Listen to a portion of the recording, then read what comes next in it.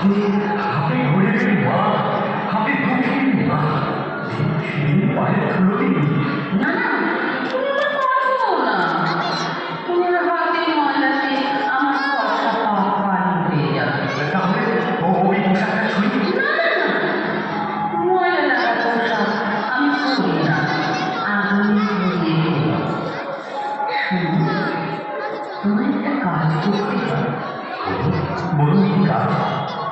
আমার একটা মেয়ের মুখে বলতে চাই। মেয়ে বলছে। হ্যাঁ, একটা মেয়ে বলছে, তার নাম তুষার।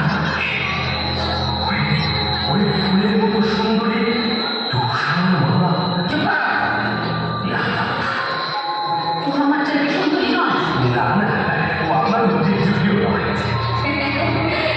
এই না, আমার এই হাতে যে নতুন ছুরি রয়েছে, এটা তোমাকে আমি আগাম দিলাম।